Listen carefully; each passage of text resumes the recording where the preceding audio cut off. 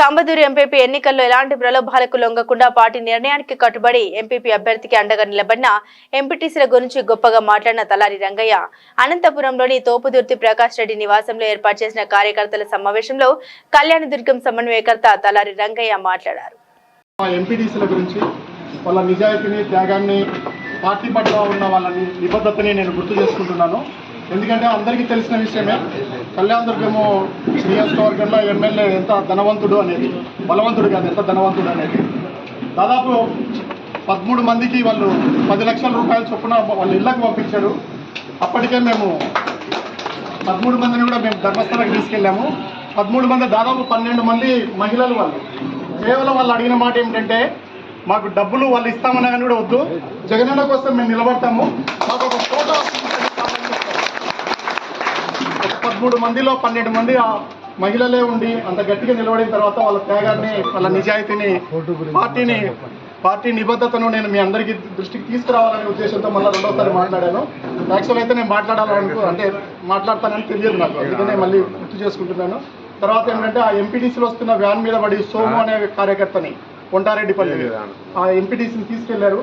మళ్ళీ ఆయన గోడ దూకొచ్చి ఓటేశాడు. తర్వాత కరెంట్ ఆఫ్ చేశారు. తర్వాత తీర్మానం బుక్లు, మినిట్స్ బుక్ రాసిన దాన్ని చించేశారు. ఇవన్నీ కూడా చేశారు. మళ్ళీ తర్వాత ఏకంగా ఎన్నికల అధికారికే స్ట్రోక్ వచ్చింది. మేము క్యాన్సిల్ చేస్తాం, వాయిదా ఇస్తామంటే మళ్ళీ నేను జిల్లా అధ్యక్షుడు గారు, నేను ఎస్పీ గారితో, కలెక్టర్ గారితోనూ, అలాగే జేసీ గారితో మాట్లాడితే కళ్యాణదుర్గంలో అప్పటికే జేసీ గారు ఉన్నారు. ఎందుకంటే కనేకల్లు కంబదూరు రెండే జరుగుతున్నాయి కాబట్టి 19 నిమిషాల్లో జేసీ గారు వచ్చి చేశారు. అందువల్ల జిల్లా ఎన్నికల యంత్రాంగానికి కూడా నేను ఈ సందర్భంగా ధన్యవాదాలు తెలియజేస్తున్నాను. ముఖ్యంగా ఎంపీటీసీలు 14 మందిలో 13 మంది కంబదూరులో నిలబడ్డారు. ఎందుకు నిలబడ్డారంటే కేవలం పార్టీ జగనన్నను చూసి నిలబడ్డారు. ఫోటో ఒక్కటే కావాలని అడిగారు. నేను సతీష్ రెడ్డి అన్నకి చెప్పాను, ఎన్నికల ముందు వాళ్ళ ధర్మస్థలకు పంపేటప్పుడు సోమవారం రోజు అదే చెప్పాను, అలా వాళ్ళు ఫోటో ఒకటి అడుగుతున్నారు, మేము ఖచ్చితంగా చేయాలి. మళ్ళీ గెలిచిన తర్వాత కూడా అదే అడిగారు.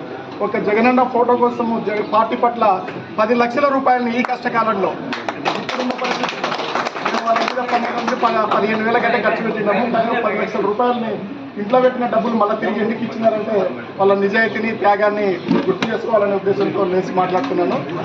ఇంత దౌర్జన్యపూర్వకంగా ఒక్కరు కూడా లేని చోట ఎంపీపీ గెలవాలని చెప్పేసి ఆ పని చేశారు. ఏమాత్రం తేడా వచ్చిన డబ్బులు కాసిపడి ఉంటే కంబదూరు ఎంపీపీ మనది కాకుండా పోయేది. అందువల్ల ఇలాంటి పరిస్థితుల్లో, ఇలాంటి కష్టకాలంలో ఎవరైతే నిలబడతారో కార్యకర్తలు, నాయకులు, వాళ్ళనే గుర్తుపెట్టుకోవాలా.